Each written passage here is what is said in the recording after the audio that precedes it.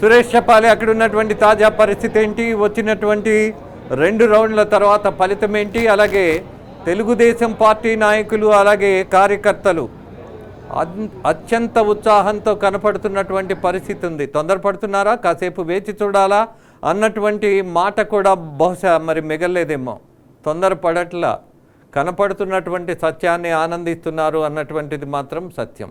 What you సే?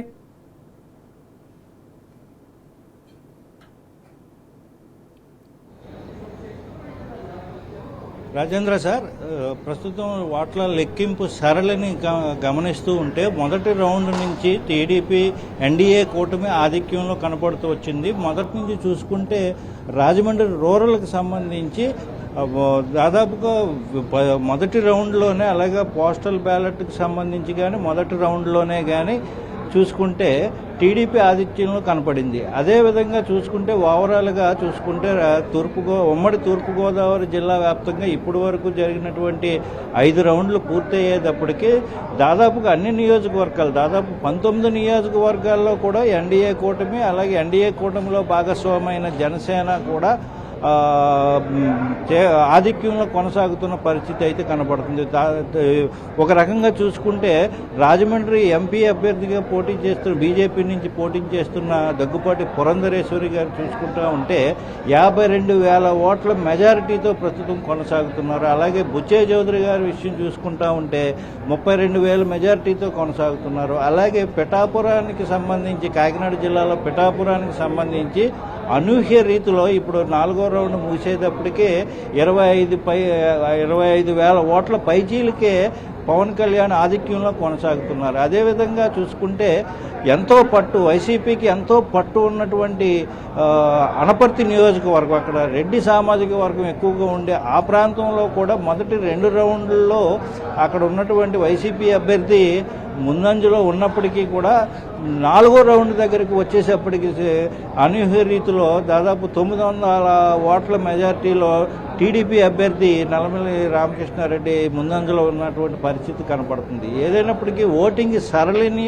వేవ్ని గమనిస్తే మొత్తం తూర్పుగోదావరి జిల్లాలో 19 నియోజకవర్గాల్లో దాదాపు మంత్రులు ప్రాతినిధ్యం వహిస్తున్నటువంటి తుని నియోజకవర్గం చూసుకుంటే దాడిశెట్టి రాజా, అలాగే తూర్పుగోదావరి జిల్లాకు సంబంధించి కొవ్వూరులో ఉన్న హోమ్ మినిస్టర్గా ఉన్నట్టు తానేటి వనిత, అలాగే రాజమండ్రి రూరల్ నియోజకవర్గంలో మంత్రిగా ఉన్నటువంటి చెల్లిపోయిన వేణుగోపాలకృష్ణ, వీళ్ళందరూ కూడా వెనకంజలో ఉన్నారు.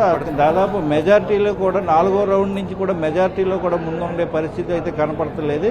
ఏమైనప్పటికీ మంత్రులు అయితే వెనకబడిన పరిస్థితి. దాదాపుగా 19 నియోజకవర్గాల్లో ఎన్డీఏ కూటమి అనేది ముందంజలో ఉండటంతో ప్రత్యేకంగా చూసుకుంటే తూర్పుగోదావరి జిల్లా సెంటిమెంట్కి నిలయంగా చెప్తారు రాజకీయాలకు కానీ, అలాగే ఏ పార్టీ అధికారంలోకి రావాలి. అలాగే 25,000 ఓట్ల మెజారిటీ తోటి పవన్ కళ్యాణ్ ఉన్నారు అని యామిని గారు చెప్తున్నారు. యామిని గారు, మీకు వచ్చిన సమాచారం ఏంటి పిఠాపురానికి సంబంధించి? పిఠాపురంలో వంగా గీత కంటే కూడా పవన్ కళ్యాణ్ 25,000 మెజారిటీతో, ఓట్ల మెజారిటీతో ఆధిక్యంతో దూసుకుపోతున్నారు అన్న ఇన్ఫర్మేషన్ వస్తుంది సార్. అంటే అక్కడ వైసీపీ సర్వశక్తులు ఒడ్డి సజ్జల రామకృష్ణారెడ్డి పర్యవేక్షణలో అందరినీ కూడా, మంత్రులు కావచ్చు, వార్డుకి కూడా పెట్టేశారు అన్న, అంటే పంచాయతీ లెవెల్లో గ్రామ స్థాయిలో కూడా ప్రతి ఒక్కరిని అక్కడ పెట్టి ఇంపార్టెంట్ నేతల్ని పర్యవేక్షించిన నేపథ్యంలో మరి 25,000 ఓట్ల మెజారిటీ కనిపిస్తోంది పవన్ కళ్యాణ్కి. అలాగే సురేష్, వంగ గీత గారు ఏదో ఒక పెద్ద ప్రతిజ్ఞ ఒకటి చేసినట్టున్నారు, గుర్తు చేస్తారా?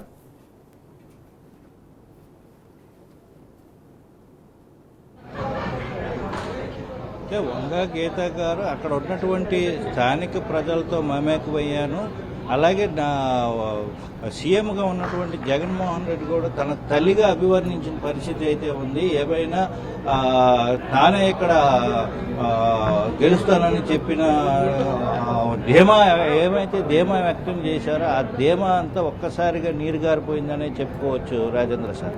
అది నీరు గారిపోవడం కంటే కూడా ఎన్నికలలో మన పరిమితిని మించి మాట్లాడేయటం, మన బాధ్యతను వదిలేసి తొడలు కొట్టడం, ఇది సినిమా ఫైట్ లాగా ఏదో పంచ్ పంచి డైలాగుల్లాగా ముఖ్యంగా బాలకృష్ణ సినిమాలు ఉంటాయి, మరి వాళ్ళకు కూడా అలాంటి దర్శకుడు ఉన్నాడేమో. మనం రాజకీయాల్లో పోటీ చేస్తున్నాం, మనం చేయగలిగే మంచి ఏమిటి అనేది చెప్పడం మానేసి ఎదుటి అభ్యర్థి గురించి, కుటుంబ సమస్యల దగ్గర నుంచి వ్యక్తిగత విషయాల గురించి అనేకమైనటువంటి అప్రాచ్యపు మాటలు మాట్లాడినటువంటి రాజకీయం చూసిన తర్వాత ఇవాళ ప్రజలు వాళ్ళు నిర్ణయించుకున్నటువంటి నిర్ణయం ఏంటో పోలింగ్లో తెలియజేశాక what to say, people have to realise మనము రాజకీయాల్లో ఉండే అటువంటి అర్హత ఉందా లేదన్నది ప్రధానమైనటువంటి ప్రశ్న వేసుకోవాల్సిన దశ ఇవాళ వచ్చింది.